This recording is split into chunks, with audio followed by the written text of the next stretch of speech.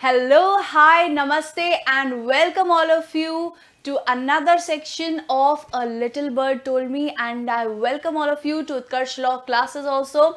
So, we are back again with the same concept and with the word that are familiar to you but also have some different advanced meanings to it. So, next word of the day is reel. Reel is another word, and as we all know, you are very much familiar with this word reel because I know all of you are used to reels क्योंकि आजकल हम Instagram हो, Facebook हो, TikTok हो, every time we are preparing for the reels and we are just thinking about that how to make this particular reel. But the basic meaning of reel, that is the thing that is used to wind objects और to role objects, उसको भी हम क्या कहते हैं, reel कहते हैं. For example, sail planes are often launched by means of a wire reeled in by a winch, means that is wound up or that is wound up or that is rolled up by a winch. तो उसको हम क्या कहते हैं, reel कहते हैं. Reel का मतलब फर्स्ट जो बेसिक मीनिंग होता है रील का, that is to wind up, उसको हम क्या कहते हैं, रील कहते हैं. नेक्स्ट जो मीनिंग है रील का, that is very much familiar as you all can see in this panel. जो रील हम लोग बनाते हैं, जो इंस्टाग्राम रील्स बनाते हैं, उसको भी हम रील कहते हैं. बट इसका जो प्रिमिटिव मीनिंग है और जो बेसिक मीनिंग है, दैट इज मूवी सीन, उसको हम रील कहते हैं. एक्चुअली जो बेसिक जो मूवी सीन होता है, एक पर्टिकुलर जो मूवी का सीन होता है, उसका जो मिनट्स होते हैं, उसको हम क्या कहते हैं, रील्स कहते हैं. सो इसको हम कैसे यूज कर सकते हैं सेंटेंस में, I shall not reveal the movie's final reel. That means I shall not reveal the movie's final scene or the climax of the movie. That is also called as reel. Another word for reel is, जो reel का different meaning है, दूसरा meaning है, तो that is related to dance also. Dance और music, जो Scottish और Irish dance होते हैं, म्यूजिक होते हैं, that contain very fast beats, उसको भी हम क्या कहते हैं, रील ही कहते हैं. और उसको हम सेंटेंस में कैसे यूज कर सकते हैं रील्स को. So we performed reel at the annual function and but obvious here you can not say that we performed a movie scene at an annual function. So यहाँ पर रील का मतलब क्या होगा, जो स्कॉटिश डांस है या जो स्कॉटिश और आयरिश म्यूजिक है, उसको हम क्या कह सकते हैं, रील कह सकते हैं. So we performed reel at the annual function is another meaning of the word reel. Next meaning that I bet you don't know, that is gyre. Gyre का मतलब क्या होता है, we all know gyre means vortex, whirl, spiral, all that means gyre. तो gyre का actual meaning क्या होता है कि जो चक्कर आना होता है, दुनिया घूमने लगती है, उसको हम क्या कहते हैं, जायर कहते हैं. वॉर्टेक्स का मतलब होता है चक्कर आना. स्पाइरल का मतलब या वर्ल्ड का मतलब क्या होता है, चीज़ों का घूमना. तो gyre also means reel. Reel का एक और मतलब होता है जायर. फॉर एग्जाम्पल, इसको हम सेंटेंस में कैसे यूज कर सकते हैं, a stone hit his head. As you all can see that yes, a stone hit his head and the street reeled before his eyes. और जो street है वो उसकी आंखों के आगे घूमने लग गई. सो यहाँ पर भी रील का जो दूसरा मीनिंग है, उसका मतलब क्या होता है, घूमना, राउंड करना, राउंड अबाउट होना, उसको हम क्या कहते हैं, reel. So a stone hit his head and the street reeled before his eyes. तो यहाँ पर रील्ड का मतलब क्या होगा, घूमना. नेक्स्ट जो मीनिंग है रील का, that is to get shocked और confused और surprised, उसको भी हम रील कहते हैं. अच्छा, यहाँ पर शॉक होने का मतलब पॉजिटिव सेंस में भी हो सकता है कि आप किसी सरप्राइज, कोई अच्छी चीज़ हो उस वजह से शॉक हुए हो, या फिर कोई बुरी चीज़ हो गई है, किसी चीज़ को लेकर आप कंफ्यूज हो गए हैं, उस वजह से भी आप शॉक्ड हो. So it can mean both. And यहाँ पर कंफ्यूज या शॉक्ड का मतलब जो बेसिक मीनिंग है रील का, दैट हियर इज कंफ्यूज और shocked. So basic advanced meaning जो है reel का, that is to get confused or to get shocked. Now our team is reeling from the 5 straight losses means our team is in shock from the 5 straight losses means we are in shock from the 5 straight losses. So यहाँ पर reel का मतलब क्या होना चाहिए, यहाँ पर reel का मतलब होना चाहिए that he is in shock or in surprise due to losses. Next जो reel का मतलब है that is lurch. Lurch का मतलब क्या होता है, लड़खड़ाना, wobble करना, stagger करना, उसको हम क्या कहते हैं, लर्च करना. सो यहाँ पर लर्च का मतलब यहाँ पर जो रील का दूसरा मीनिंग है और एडवांस्ड जो मीनिंग है दैट इज लर्च. लर्च का मतलब होता है जब हम सही से चल नहीं पाते हैं, जो है गिरने की स्थिति में होते हैं, that is called as lurch. और यू कैन से वॉबल, उसको भी हम लर्च ही कहते हैं. सो लर्च का मतलब होता है, रील का मतलब होता है लर्च, और उसको सेंटेंस में यूज करते हैं. She hit him so hard that he reeled backwards, कि उसने उसको इतनी तेज मारा कि वो पीछे की तरफ लड़खड़ा कर गिरने लग गया, तो उसको हम क्या कहते हैं, lurch. So she hit him so hard that he reeled backwards. Reeled backwards का मतलब क्या है, लड़खड़ाना पीछे की तरफ.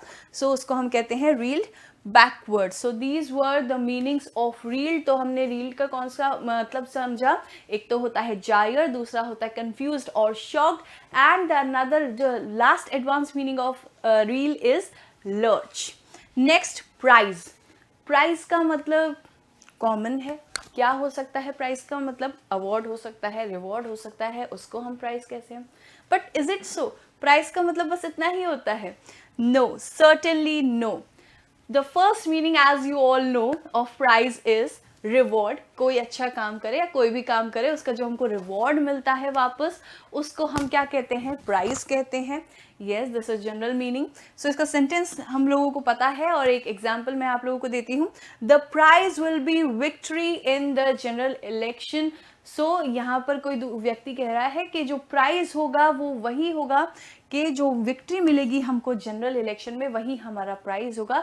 सो the prize will be the victory in the general election, means the reward will be our victory in general elections. Next जो prize का मतलब हो सकता है वो क्या हो सकता है, किसी चीज की वैल्यू होना, उसको भी हम प्राइस कहते हैं. फॉर एग्जाम्पल यहाँ पर बेरीज का एग्जाम्पल दे रखा है, और उसके साथ वर्ड दे रखा है वैल्यूड, और उसके साथ जो सेंटेंस दे रखा है that is the berries were prized for their healing properties, means the berries were valued for their healing properties. So this is another meaning of prized. So prize का मतलब एक तो जो जनरल मीनिंग है that is reward, another general meaning is valued. Now comes the advanced meaning of prize. First is excellent. Have you all thought that excellent could also be used as a substitution for prize? Certainly no. So excellent जो word है वो भी prize का ही एक prize का ही एक meaning है. सो कैसे यूज कर सकते हैं, a prize example of how well organic farming can function, means it is an excellent example or an absolute example of how well organic farming can function, कि भाई कितने अच्छी तरह से organic farming function कर सकती है. ये इसका एक excellent example है, एक prized example है. so यहाँ पर prize का मतलब क्या है, excellent और absolute, तो उसको हम क्या कह सकते हैं, prize कह सकते हैं. so this was the first advanced meaning of prize. Another advanced meaning of prize is complete or absolute, that is also another meaning of prize. For example, इसको हम कैसे use कर सकते हैं, as you all can see that a man has zipped his mouth, so it could mean that I want prize silent for my project, means I want complete silence, I want absolute silence for my project. तो उसको भी हम क्या कह सकते हैं, prize का meaning कह सकते हैं. सो कंप्लीट और absolute is also another meaning of prize, complete और absolute. we have heard that I want pin drop silence, that also can be used, so we can also convert it using this word prize, means I want prize silence. Pin drop silence means I want prize silence for my project.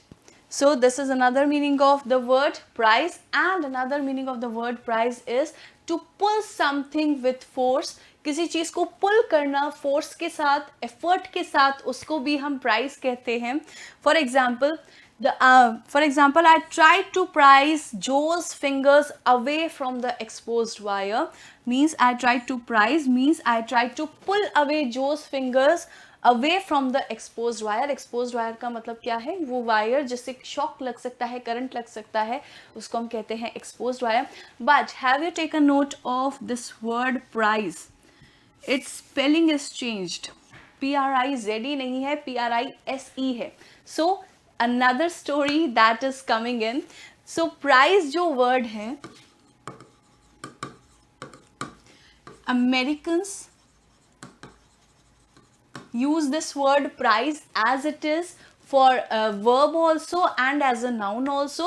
But in the Englishmen, जो England के लोग हैं, जो बाकी लोग हैं, वो price का जो वर्ब फॉर्मेट है या फिर जो वर्ब इसका कंटेक्स्ट है, वर्बल कॉन्टेक्स्ट जो है प्राइस का, तो वहां पर जो इंग्लिश लोग हैं दे यूज प्राइस.